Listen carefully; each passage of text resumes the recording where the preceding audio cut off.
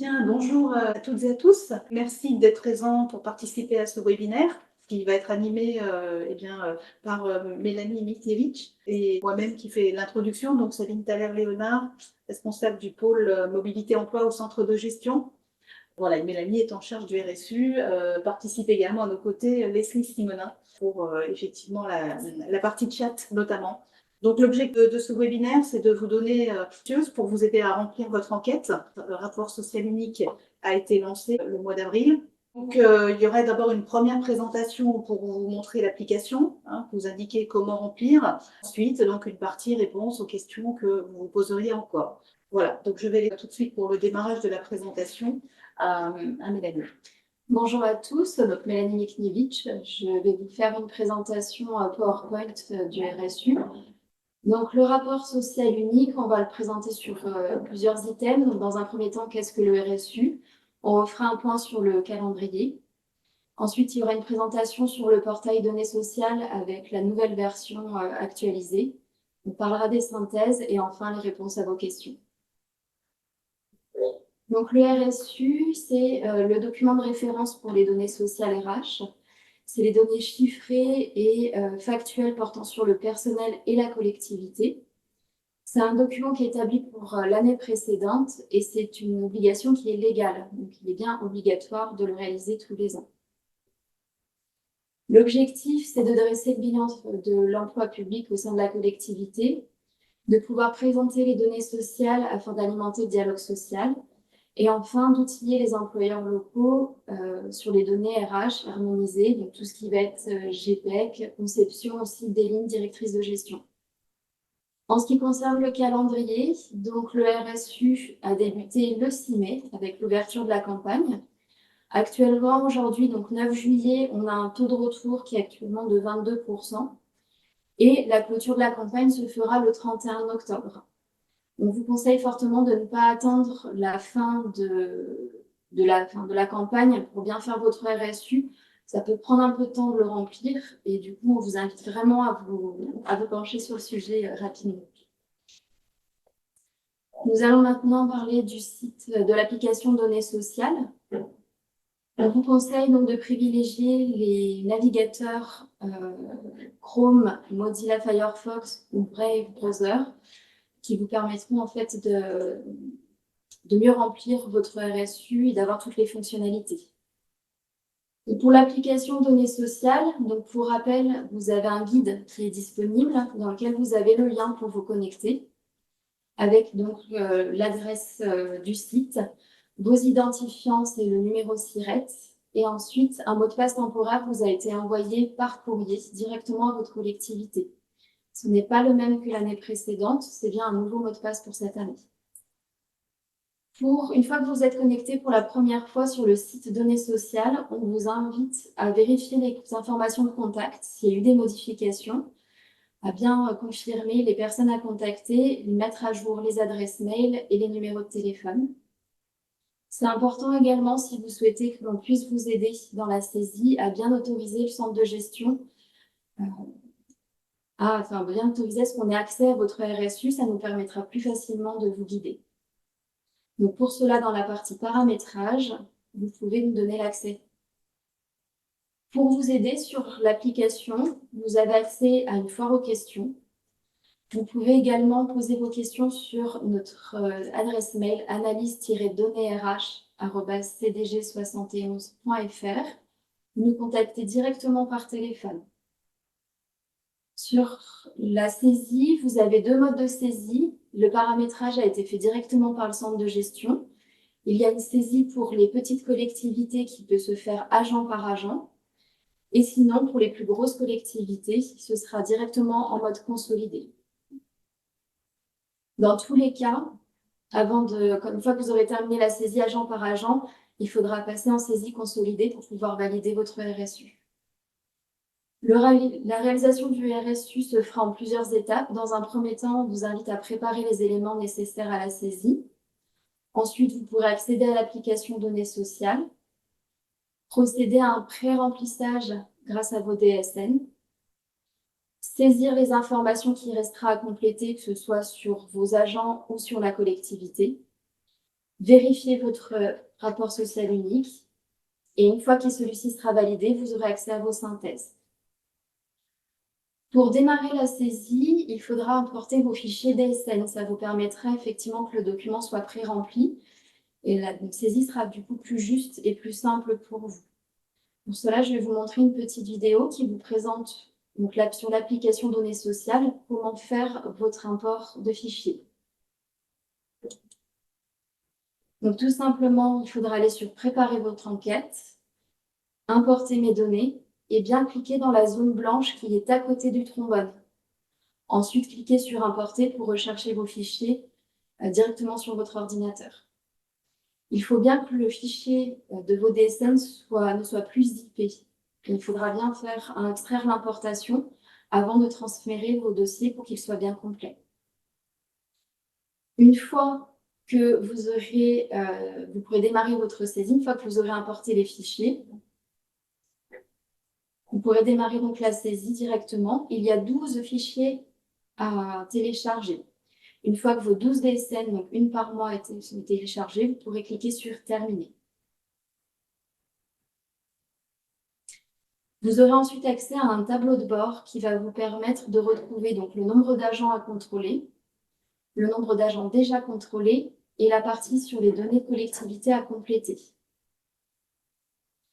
Donc, vous avez l'accès aux agents, aux données des collectivités avec une barre de niveau qui vous permet de savoir si tout est bien rempli. L'objectif est de le remplir au maximum avant de pouvoir générer votre RSU.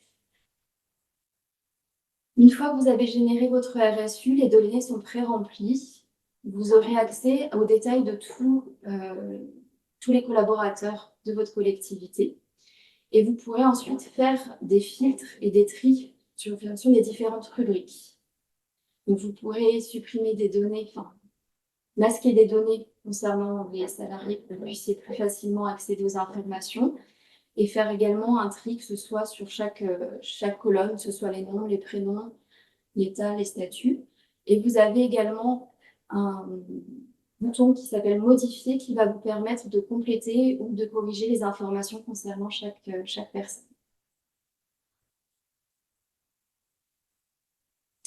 Une fois que toutes les données ont été saisies, une fois que donc, la partie agent par agent est complétée et les informations de la collectivité complétées à 100%, vous pourrez générer votre RSU pour passer en mode consolidé. Vous arriverez ensuite sur un tableau de bord qui va vous permettre, dans un premier temps, de voir le nombre d'incohérences que vous avez suite à la saisie. Vous aurez également accès à chaque rubrique et vous pourrez constater également si elles ont été complétées à 100% ou s'il y en a certaines qui sont à compléter également. Pour les différentes rubriques, vous avez les informations concernant l'emploi, avec surtout le nombre d'agents dans votre collectivité, les parcours professionnels, la rémunération, la formation, le recrutement, l'organisation du travail, la santé, la sécurité au travail et les droits sociaux. Ensuite, vous avez également des rubriques concernant l'environnement, le RAST, l'enditorial et le GPEC. Donc, toutes les données seront à compléter.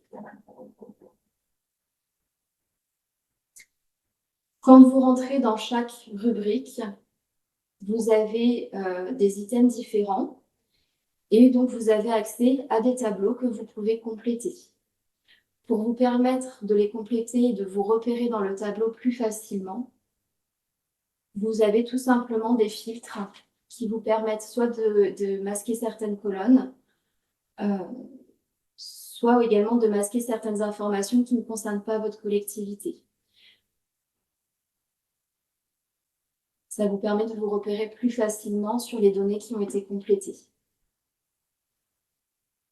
Et toujours sur la partie gauche, vous avez accès à toutes les rubriques. Ça vous permet de naviguer plus facilement d'une rubrique à l'autre.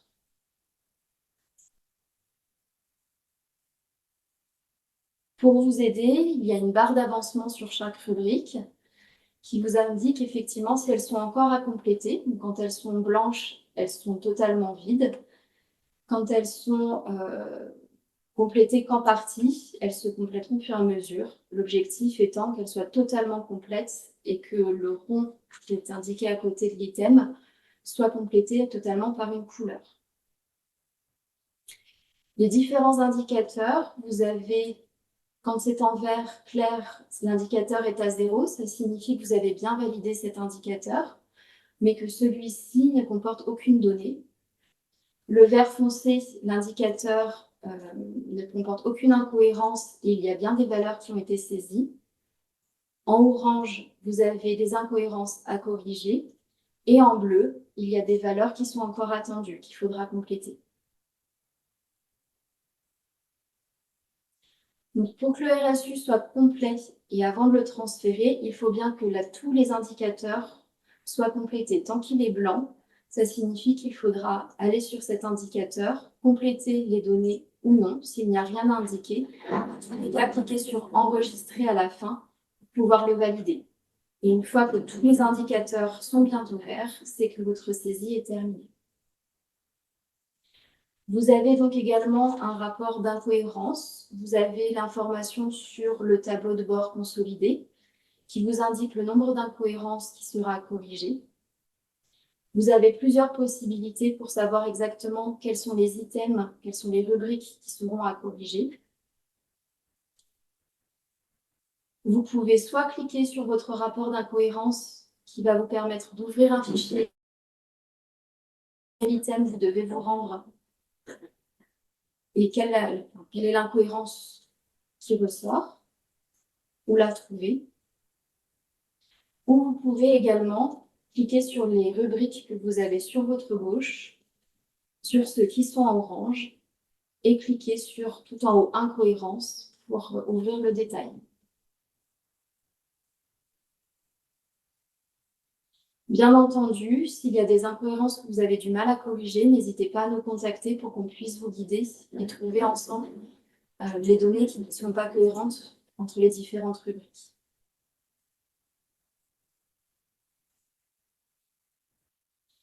Une fois que tous les items sont en vert et qu'il n'y a plus aucune incohérence, vous pouvez tout simplement transmettre votre RSU. Il sera donc ensuite transmis au centre de gestion pour validation. Une fois que votre RSU sera validé par le centre de gestion, vous aurez accès aux synthèses directement. Donc, ça vous permet d'avoir les différents indicateurs sur la partie ressources humaines, de faire des diagnostics et surtout d'avoir accès à toute la partie GPEC. Pour obtenir votre synthèse, vous pourrez retourner sur votre RSU, aller dans la rubrique « Exporter mes données » et télécharger votre fichier qui vous ressortira donc en format Excel et vous pourrez ensuite le transformer en format PDF si vous avez besoin de le présenter par exemple aux instances du personnel. Le fichier s'ouvrira uniquement si les pop-up ont été autorisés. Donc pour cela, vous pourrez aller sur votre navigateur et dans les paramètres pour autoriser les pop-up. Nous avons terminé la présentation du site Données sociales et nous allons passer du coup à la réponse à vos questions. Donc la première question, est-il possible d'obtenir une liste exhaustive des données à récolter durant l'année afin de compléter plus facilement l'enquête l'année suivante ? Alors effectivement, il y a un guide préparatoire de saisie des données du RSU qui existe pour les gestionnaires du RSU. Nous allons juste demander la confirmation s'il peut être transmis aux collectivités et si c'est le cas, bien entendu, on vous le transmettra. La question également qui revient régulièrement, c'est pour la saisie agent par agent. Effectivement, quand vous faites votre import DSN, il peut arriver qu'il manque un agent après l'import. Dans ce cas, il n'est pas possible de récupérer avec la DSN l'agent qui est manquant. Il faudra le saisir manuellement. Pour cela, depuis le tableau de bord agent par agent, vous avez tout simplement accès à la liste de vos agents et vous pouvez faire en haut à droite, ajouter un agent directement. Et il faudra ensuite inscrire les données directement, cette partie-là. Pour la rubrique emploi, vous avez également des questions concernant le nombre d'agents en temps plein rémunéré.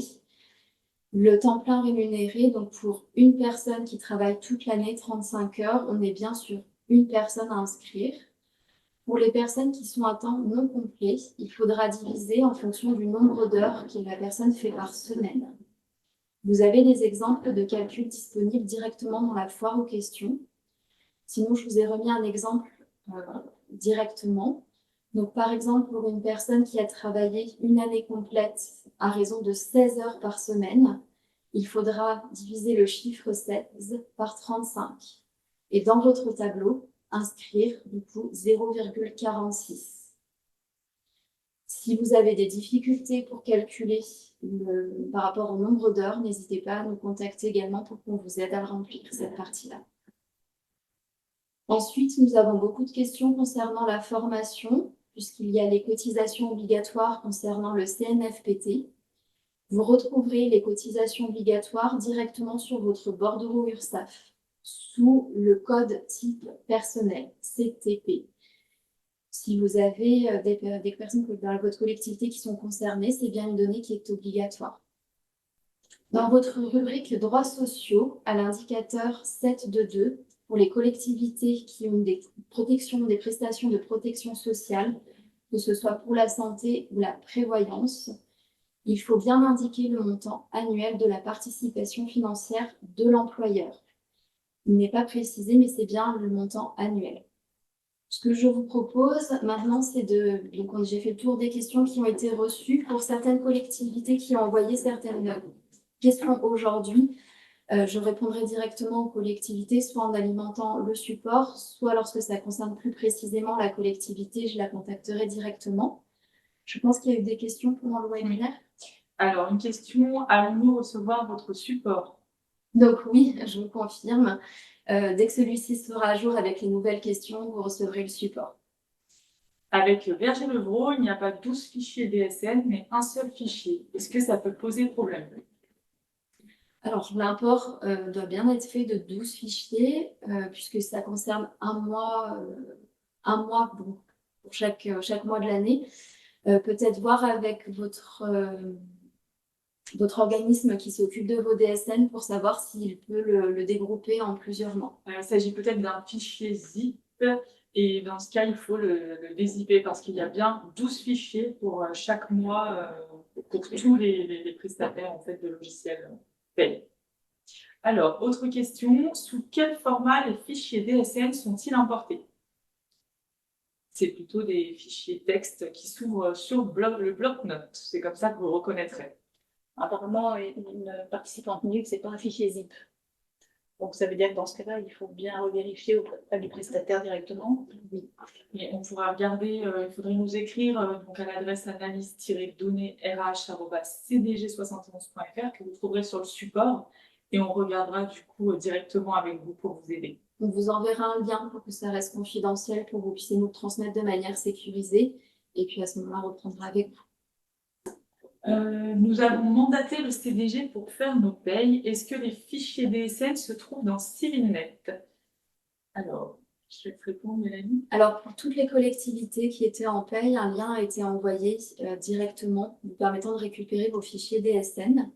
Le lien était valable jusqu'à fin juin, il me semble, donc la date est dépassée. Si vous ne l'avez pas eu le temps de l'ouvrir dans le délai imparti, n'hésitez pas à nous recontacter pour qu'on vous le renvoie. Dans tous les cas, la semaine prochaine, un envoi sera fait pour tous ceux où on aura constaté qu'ils n'ont pas été ouverts. Alors, auparavant, les données GPEC étaient reprises de l'année précédente. Est-ce toujours possible? Oui. Alors, c'est toujours possible. Quand vous faites votre saisie agent par agent, on vous propose de récupérer ces données. Vous avez une question et il suffit de cliquer et d'accepter. Si vous ne voyez pas où cela se trouve ou si vous êtes déjà en consolidé, à ce moment-là, je vous invite à venir auprès de votre service et on vous aidera. Alors, autre question, comment faire la déclaration d'un agent qui a été 6 mois sur une autre collectivité? Alors, votre saisie sera à faire uniquement concernant votre collectivité. en fonction du nombre d'heures qu'il aura fait dans l'année. De mémoire, il faut diviser le nombre d'heures de l'année par 1820, puisque c'est le nombre d'heures qu'on calcule pour une personne à temps complet. Vous trouverez également l'information directement sur la foire aux questions. Alors, pour la partie 7.1.3, qui est un indicateur, correspond-elle aux prestations proposées par le CNAS? Nombre de bénéficiaires des prestations d'action sociale par type de prestation, par catégorie hiérarchique et sexe. Alors, c'est vrai qu'il y a pas mal de petites choses sur la foire aux questions. Donc, à ce moment-là, on vous invite à nous envoyer un mail avec votre question concernant cet indicateur et on vous donnera la réponse vraiment plus précise et de façon détaillée. Pour les agents du CDD, nous passons avec le service intérim du CDG. Faut-il que je les inscrive dans les RSU? Oui, il y a une rubrique pour les agents mis à disposition, même avec le service intérimaire. Je ne sais pas comment remplir les cycles de travail. ATSEM, service technique avec horaires d'hiver et d'été, service administratif avec 3 semaines identiques et la 4e est différente, etc. Effectivement, il faudrait soit le transformer sur une semaine en hebdomadaire, soit il faut qu'on regarde vraiment au cas par cas. Mais il y a toujours une solution. Donc, n'hésitez pas à nous contacter. Une nouvelle question sur les saisonniers. Alors, les saisonniers gérés par le service intérim du CDG, nous devons également les intégrer. Normalement, c'est bien vérifié, mais il y a un indicateur qui indique pour les personnes intérimaires qui ont été mises à disposition par le centre de gestion. Ils doivent être mis aussi bien par le centre de gestion, mais aussi bien par la collectivité à un endroit, un indicateur précis. Si vous vous posez des questions sur les personnes à indiquer dans votre RSU, dans la foire aux questions, tout est indiqué. Dans la toute première partie, on vous réexplique quels sont les collaborateurs à noter dans votre RSU. Le service intérim pourra nous faire parvenir des informations. Il me semble qu'il n'y a pas beaucoup d'informations à intégrer, mais le service intérim, lui, se tient toujours disponible pour vous donner les informations dont vous avez besoin, sans problème. Alors, effectivement, vous pouvez à tout moment réinitialiser la saisie. Alors, attention, parce que si vous réinitialisez, vous recommencez à zéro, en fait. Donc, il faut vraiment être sûr, parce que vous réinitialisez tout. Vous devez remettre les fichiers DSN, vous devez repartir à zéro. Idem, si vous avez fait une saisie agent par agent, vous devez faire attention, une fois passé en consolidé, vous pouvez perdre vos données si vous revenez en arrière. Le temps que vous puissiez poser vos questions, je vais vous présenter la foire aux questions qui est disponible. Elle reprend chaque rubrique et vous pouvez tout simplement, en cliquant sur la loupe, faire une recherche en fonction de votre question. Par exemple, si on tape saisonnier, vous aurez toutes les rubriques. Qui peut consulter le rapport social unique? Faut-il recenser un agent saisonnier qui a été présent 15 jours durant l'été? Et ainsi de suite, en fait, le moteur de recherche va vérifier à chaque fois où le mot saisonnier a été noté dans votre foire aux questions. Vous pouvez également faire une recherche par indicateur. Si vous vous demandez, par exemple, le 1.3.1, quelles informations vous devez mettre, ça vous ressortira toutes les questions qui concernent cet indicateur. À savoir que ces documents, vous les retrouverez sur le site du centre de gestion, dans la rubrique RSU, qui donc est en train d'être mis à jour. Vous allez avoir plein d'informations. Bon, donc déjà, on vous remercie d'avoir fait les connexions et de vous consacrer un petit peu de temps, parfois beaucoup de temps, à ce rapport, à ce RSU. Qui est important, c'est une obligation et on sait que c'est un travail qui peut être un peu fastidieux. Cela dit, il est nécessaire pour vous permettre de faire, d'animer votre dialogue social, de faire de la GPEC également. Sachez que vos données sont exploitées aussi. On peut faire des retours, des synthèses pour vous aider à vous comparer également. Donc, il y a de multiples intérêts en retour. Il ne faut pas hésiter à nous demander des synthèses comparatives notamment. C'est toujours intéressant de savoir comment la collectivité se situe par rapport à des collectivités de strates équivalentes pour les différents indicateurs.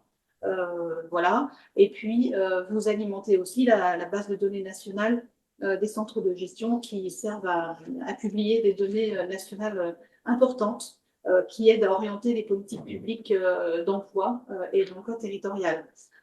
Voilà, puisque ces documents sont analysés, synthétisés par les centres de gestion et effectivement sont la base à des propositions aussi qui peuvent être faites avec une argumentation à partir de vos données. Donc, merci de vous connecter. La ligne directe, elle est en permanence ouverte, donc n'hésitez pas à l'utiliser sur les questions pour votre RSU. Nous avons parlé également de la mise à jour du site internet, donc normalement d'ici demain tout sera mis à jour.